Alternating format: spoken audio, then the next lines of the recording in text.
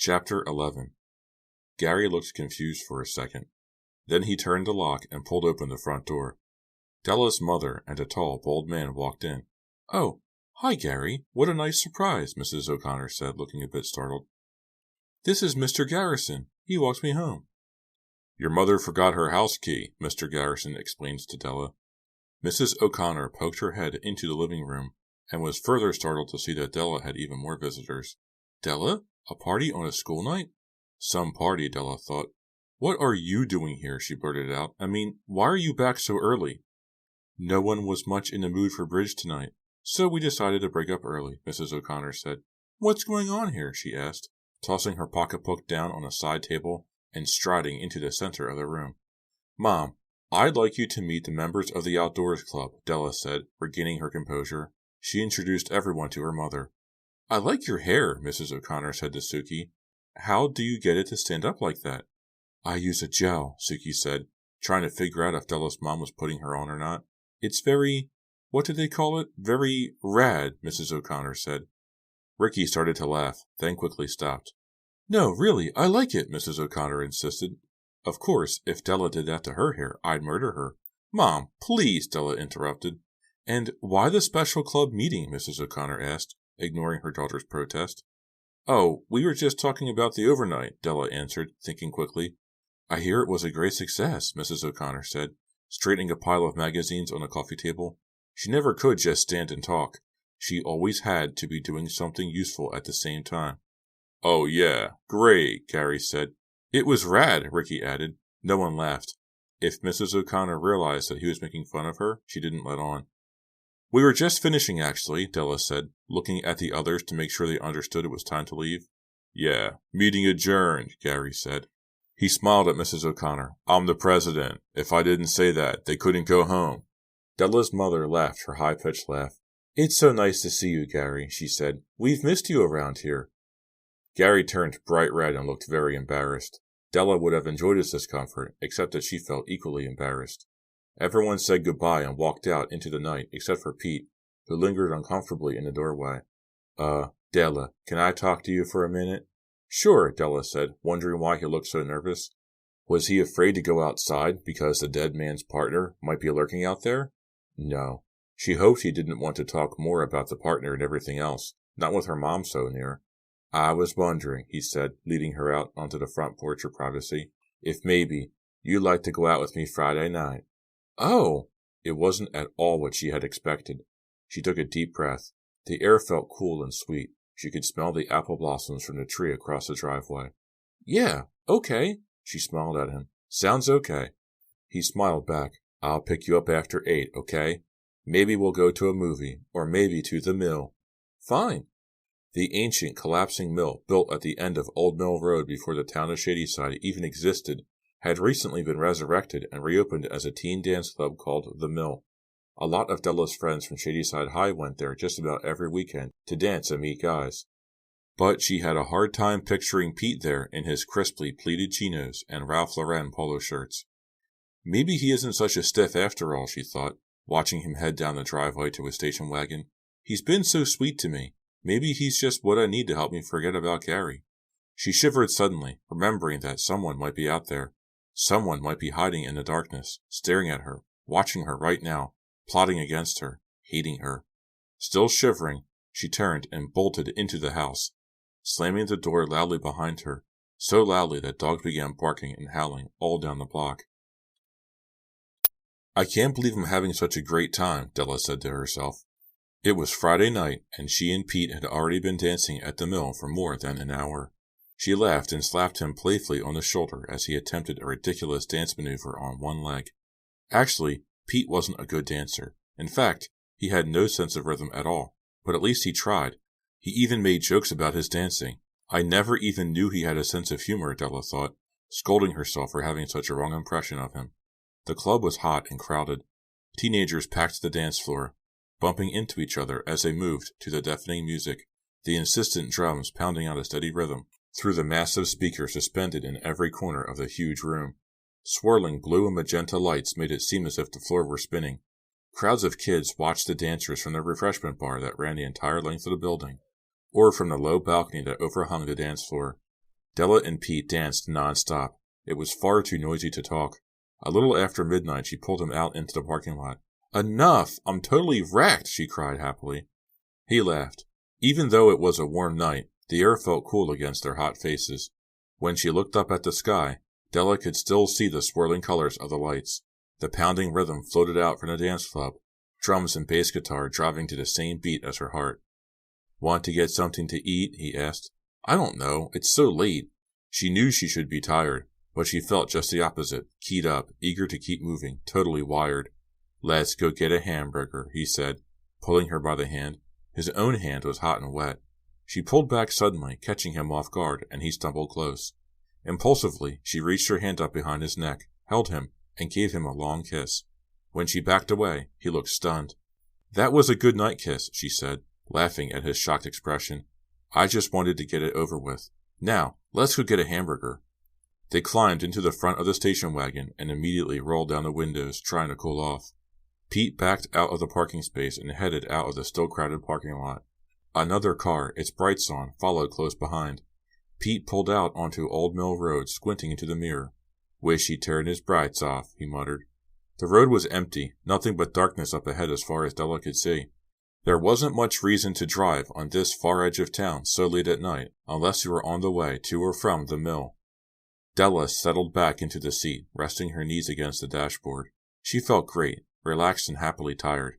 But she could see that something was troubling Pete. "What's wrong?" "This guy won't get off my tail," Pete complained, looking into the rearview mirror. "Slow down. Maybe he'll go around," she suggested. Pete slowed down. Della turned around to look out the back window. The car didn't pass them. Instead, it slowed down too. "Maybe it's someone we know," Della suggested. "I can't tell. The bright lights are blinding me." The back window was filled with light, so it was impossible to see anything through it. Pete slowed down even more. Then he pulled to the side of the road onto the soft dirt shoulder. "Hey, what's the big idea?" he shouted out the window. The other car pulled over too and stopped just inches behind them. Pete reached for the door handle to climb out. "No, wait," Della said, grabbing his other arm. She suddenly felt fearful. What if this wasn't someone they knew? What if this was someone they didn't want to know? She hadn't thought about the dead man and his partner all night, but now the whole thing flashed once again through her mind. "Don't get out, Pete. Lock your door." He gave her a funny look, but followed her advice. They watched the car behind them, he through the rearview mirror, she through the back window, waiting for someone to open the door, to step out so they could see him or her. But the door didn't open. Whoever it was in the car behind them gunned the engine until it roared. "I'm scared," Della admitted. "Let's get out of here, Pete." Obligingly, he put the car into drive and floored the gas pedal. The tires spun loudly on the soft ground as the car lurched back onto the road. Pete lost control for a moment as it skidded onto the pavement. Then he quickly guided it back into the lane, and, keeping his foot down hard, sped away. Della sank back onto the seat, trying to force herself not to panic. She looked over at the glowing green speedometer. They were doing 85. "Please," Della said aloud without realizing it. "Please, go away, whoever you are." They heard a squeal behind them, followed by the roar of the other car's engine. Bright yellow lights reflected off the rearview mirror again, filling the car with light and fast-moving shadows. "I don't believe this," Pete cried. The wheel was bouncing in his hand. It was taking all of his skill and concentration to steer along the curving old road at such a high speed. "He's still on our tail. This is crazy." He pressed harder on the gas pedal. Della saw the needle go up to 90. "What are we doing?" she cried. "This is insane. I hate car chases in the movies. I never expected to be in one in real life." "Check your seatbelt," Pete said. "Sometimes that one slides loose." "Oh, thanks for telling me," she cried. "You picked a fine time to mention it." Pete looked into the mirror, and his expression became more worried. He's speeding up." "But he's right behind us. He'll crash into us," Della screamed, ducking down low and closing her eyes. "My dad'll kill me," Pete said. "He loves this wagon." "How can you worry about the car?" Della shouted over the roar of the engine. "What about your life?" "You don't know my dad," Pete said, veering into the left lane, then swerving back into the right. "He really cares about his possessions." "Oh!" Della cried, as she felt the impact. Then another bump, bump, bump as the car behind them banged into the rear bumper. "What the—" Pete's eyes stared straight ahead as he struggled to keep control of the car. "Is he really trying to ram us off the road? Or is it just a game, or what?" Della shut her eyes tight and gripped the sides of the bucket seat. She cried out again as they were bumped hard from behind, the car seeming to bounce up off the road and then come down with its tires spinning. "Turn off," she cried. "Turn onto another road. Maybe he won't follow." "I can't," Pete said, his voice revealing his fright. "I'm going too fast. I don't know if I can keep control." They were bumped again, this time even harder. The bright lights seemed to circle the car, infiltrating every corner, surrounding them in a harsh yellow glare. "It's a Taurus," Pete said, his eyes on the mirror. "Know anybody who has a black Taurus?" "No," Della said. "What are we going to do?" "Hold on tight," Pete said. "This may be stupid, but I'm going to try it. If it doesn't work, well, it's been real." "What are you going to do?" she asked. But instead of answering, he slammed his foot down on the brake and spun the wheel. The car squealed and slid for about 100 yards, then spun around. The other car veered wildly to the right to get out of the way, then roared past. Pete frantically moved the wheel, trying to bring the wagon out of its spin. They had completely turned around now and were facing the way they had come. He floored the gas pedal again, and they moved forward.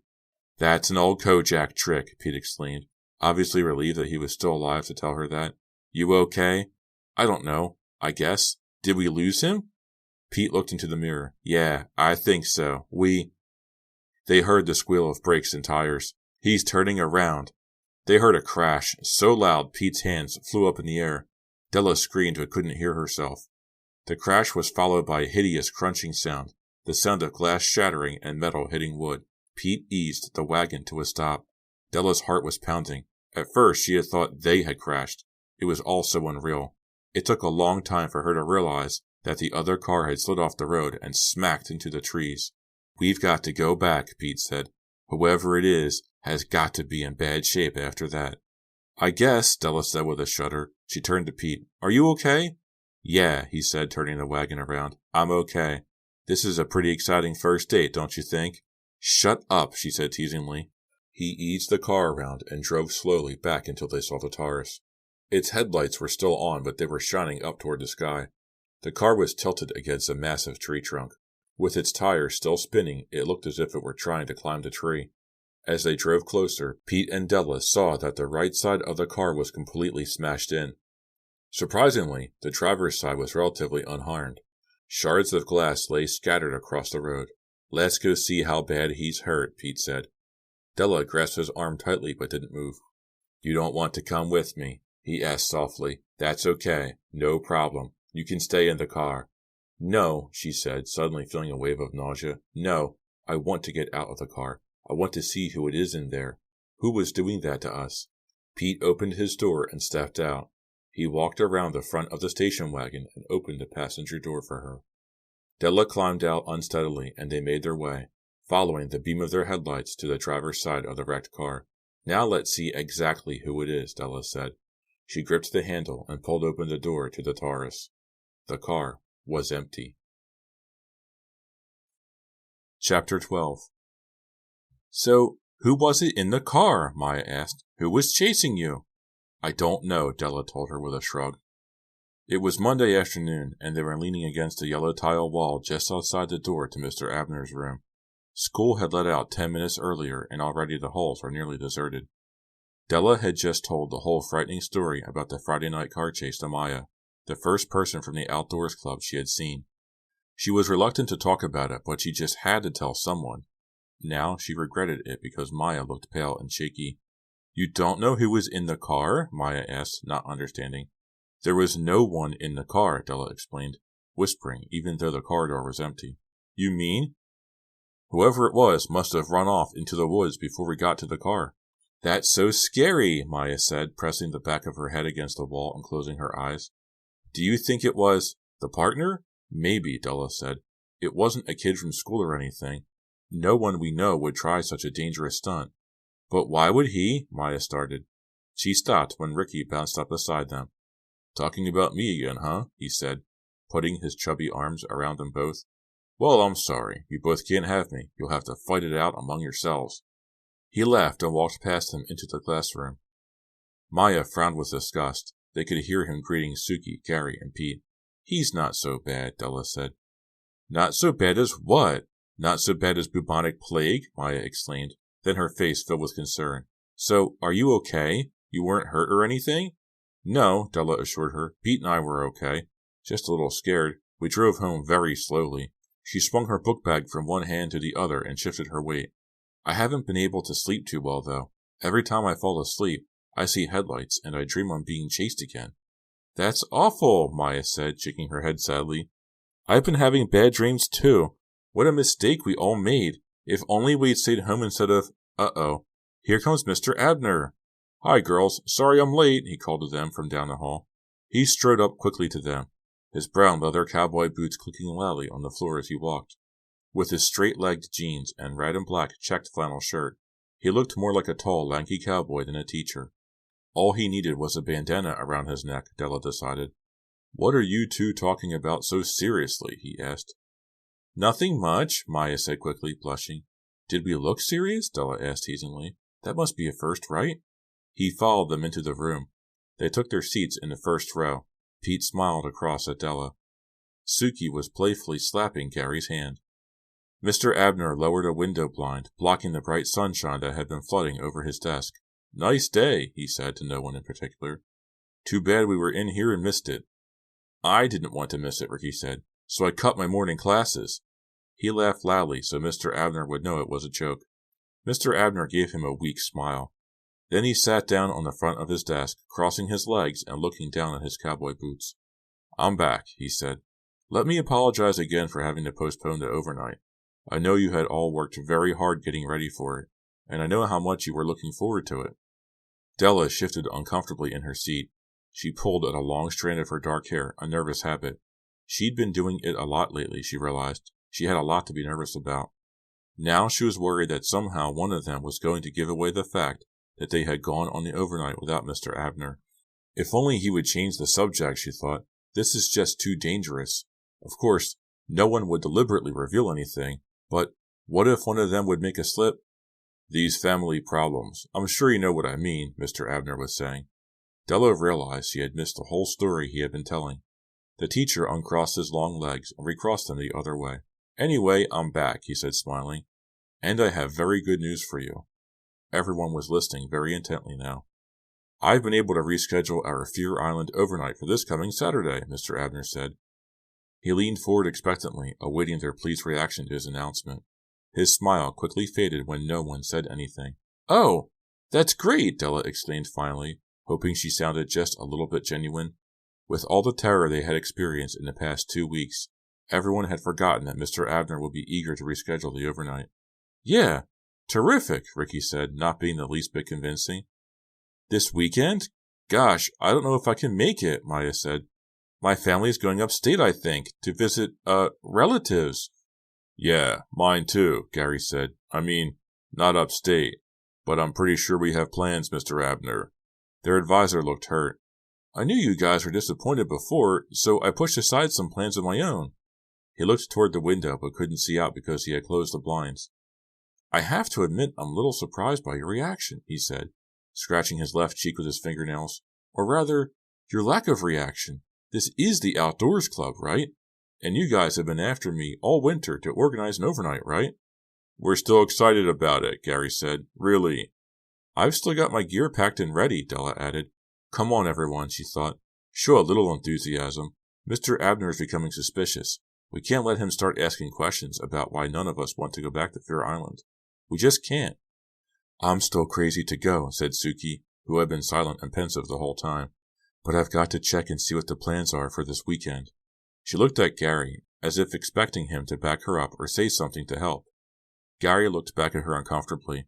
Then he turned to Mr. Abner and said, Maybe the club should meet again later in the week, on Wednesday or something.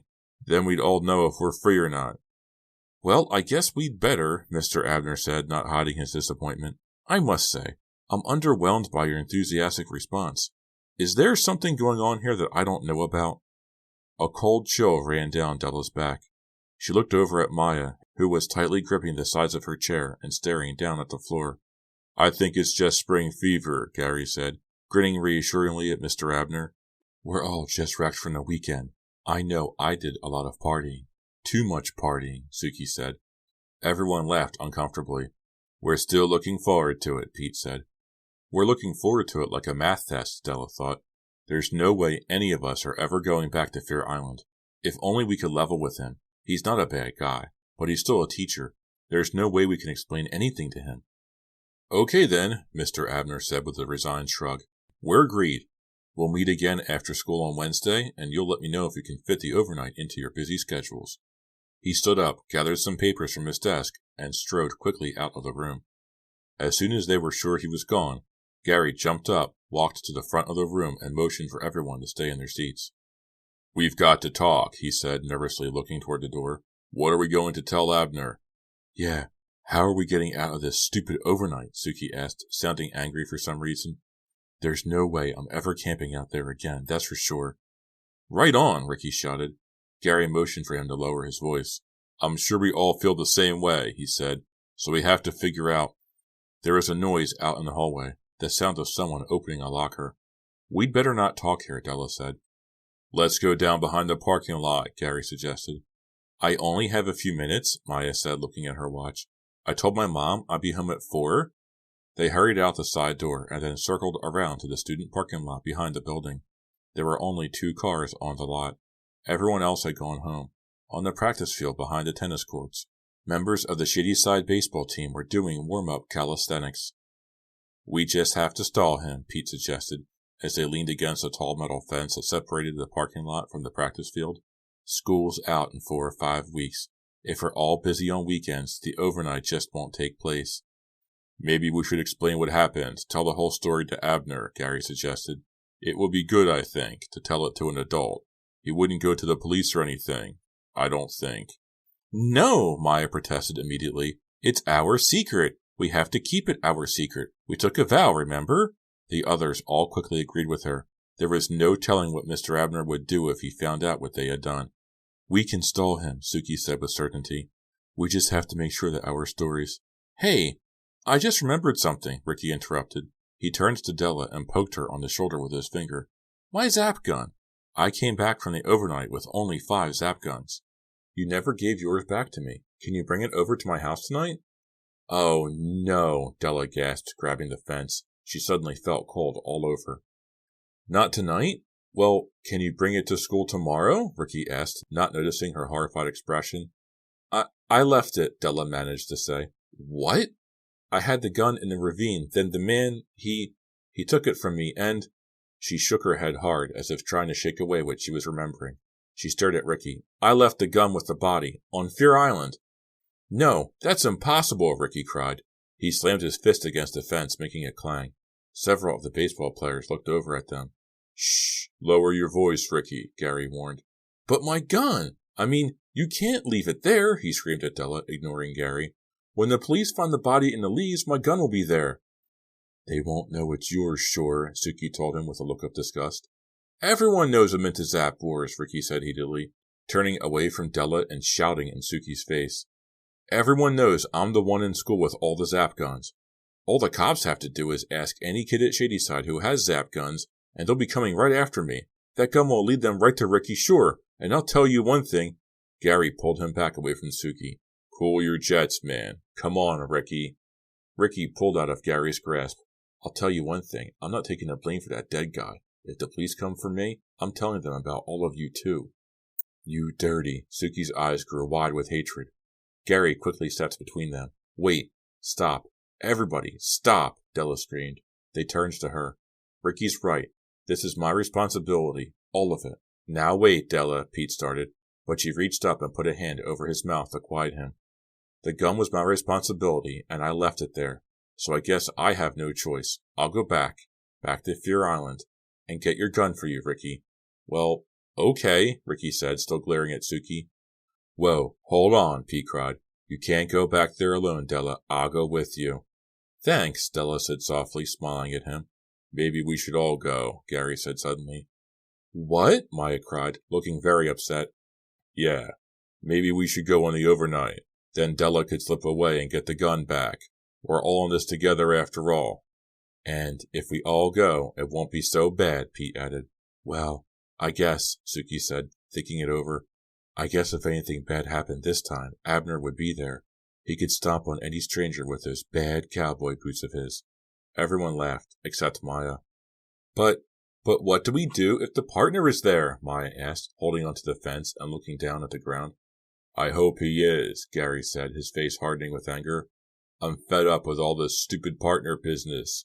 I'd like to pound the guy. I really would. Della looked doubtful. She hated it when Gary started talking tough. You guys really don't have to come, she said, her voice shaky. We're in this together, Gary said. Of course we'll come. Right, guys? The others, except for Maya, murmured their agreement. Finally, Maya said, Well, maybe, I guess. It couldn't be any worse than the last overnight, could it?